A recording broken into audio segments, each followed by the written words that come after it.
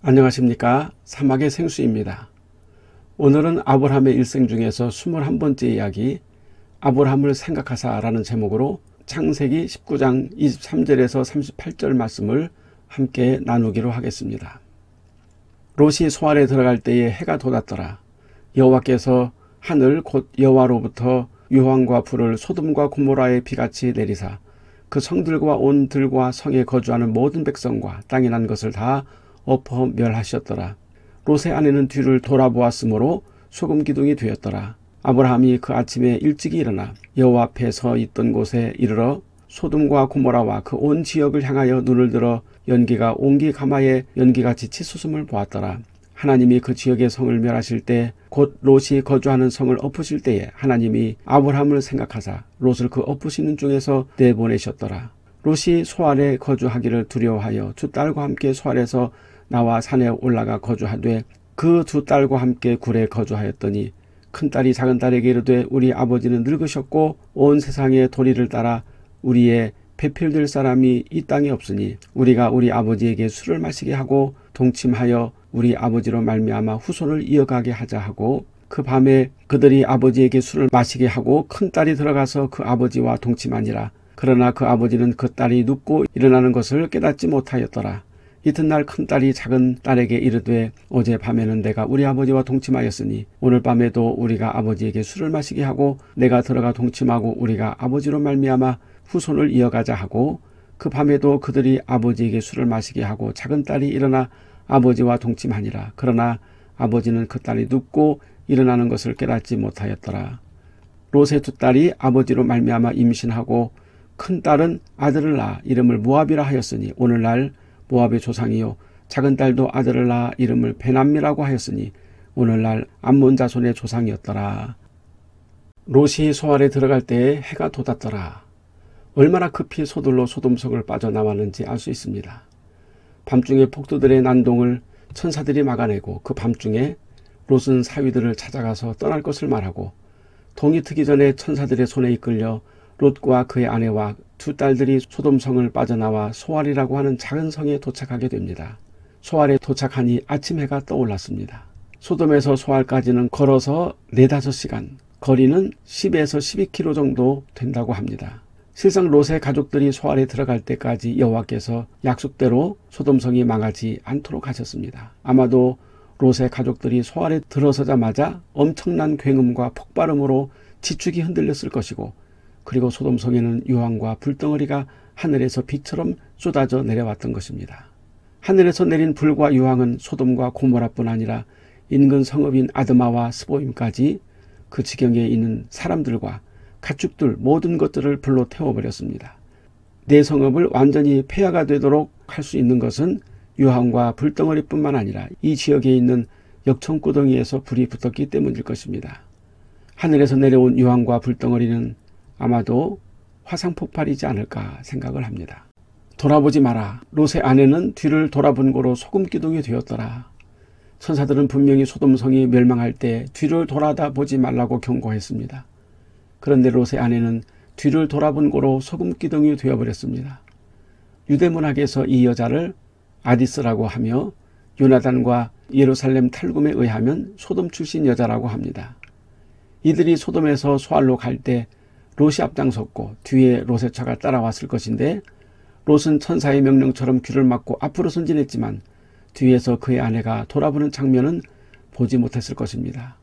그녀에게 소돔은 부모 형제들이 사는 곳이며 고향이며 매우 정든 곳이었을 것입니다. 그래서 굉음이 들릴 때 무의식적으로 멸망하는 소돔성을 봤을 것이고 그대로 굳어서 소금기둥이 되어버렸습니다. 우리 주님은 이 광경에서 이렇게 말씀하십니다. 마태복음 19장 29절 말씀에 또 내 이름을 위하여 집이나 형제나 자매나 부모나 자식이나 전토를 벌인 자마다 여러 배를 받고 또 영생을 상속하리라. 롯의 처는 주님을 따르는 자들에게 불후의 본보기가 된 것입니다. 그녀는 그리스도인들을 위한 반면교사가 되었습니다. 세상의 것을 돌아보지 말라. 세상의 것에 미련도 두지 마라. 세상에 잃어버린 것을 조금도 아까워하지 말라. 세상에서 없어질 것을 결코 아파하지 말라. 그것은 소금기둥이 되는 길이기 때문이다. 우리가 그리스도인들이지만 세상 물질에 대해서 얼마나 애착하며 손해본 것에 대해서 얼마나 애타하며 잃어버린 것에 대해서 얼마나 안타까워합니까?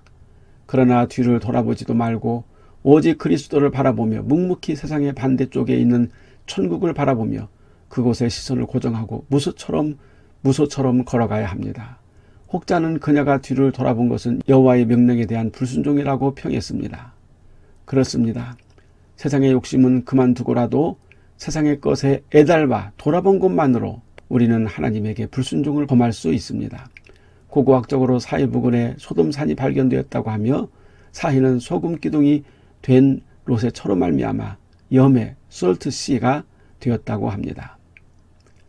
아브라함이 아침에 일찍 일어나 아브라함은 소돔성이 멸망한다는 여호와의 말씀을 듣고 밤새 잠을 이루지 못했을 것입니다.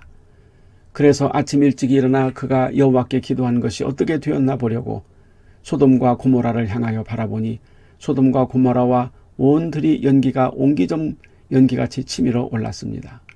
시커먼 연기와 함께 멀리서 유황 냄새가 바람을 따라 풍겨왔을 것입니다.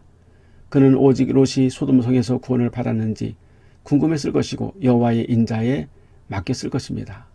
이후에 아브람과 롯이 만났다는 기록은 없습니다.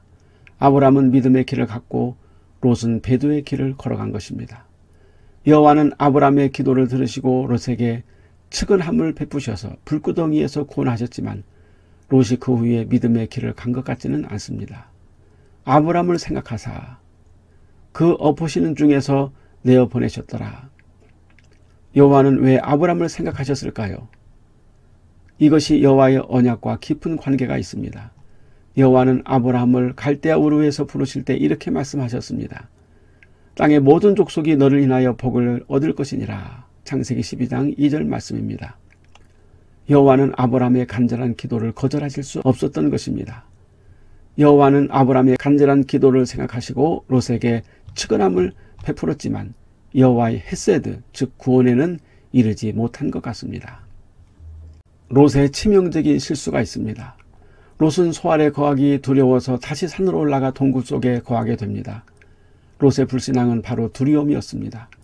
롯은 소돔성에서도 두려워했고 소돔성을 나올 때도 두려워했고 산에 거하기도 두려워했고 소 아래 거하기도 두려워했습니다. 그는 눈에 보이는 모든 것이 두려웠고 바스락거리는 나뭇잎에도 놀랬던 것입니다. 마음에 여호와의 믿음이 없는 사람은 가난해도 부자가 되어도 병이 걸려도 건강해도 맛있는 음식을 먹을 때에도 항상 근심이 떠나지 않습니다. 세상 어느 곳에도 마음 둘 곳이 없어 평안이 없는 것입니다. 롯은 두려움 속에서 더욱 안전한 장소를 찾기 위해서 산속의 은신처 동굴을 찾았습니다. 천사들이 산으로 도망가라고 할 때는 두렵다고 핑계해놓고 이제는 다시 산으로 간 이유는 무엇일까요? 롯은 자신의 판단과 감정에 따라 사는 사람이었습니다. 롯은 매우 자기 주관이 강하고 뚜렷한 도덕군자였으며 그래서 악한 소돔성에서도 외인으로서 5인의 재판관 중에 수장이 될 수 있었을 것입니다. 그러나 롯이 가장 안전하고 평화롭다고 판단한 소돔은 불구덩이가 되었고 그가 가장 안전하다고 여겼던 동굴은 그에게 씻을 수 없는 치명적 결함을 낳게 만들었습니다.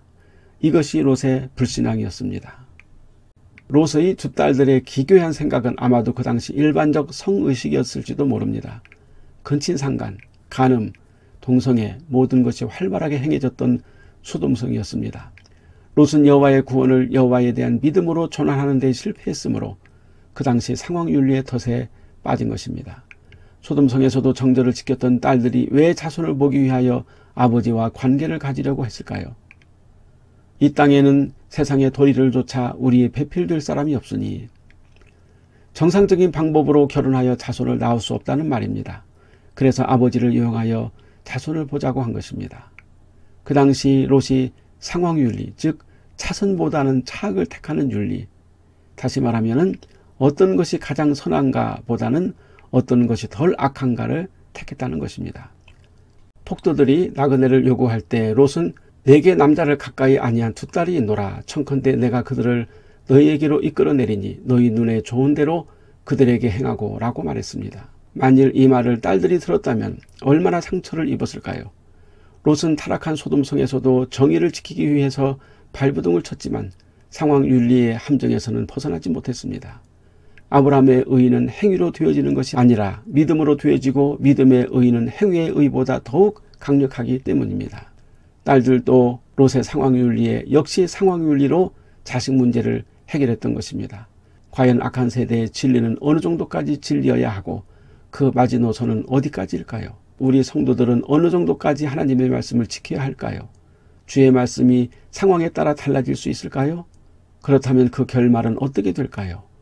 우리 그리스도인들은 곰곰이 생각해 봐야 할 것입니다.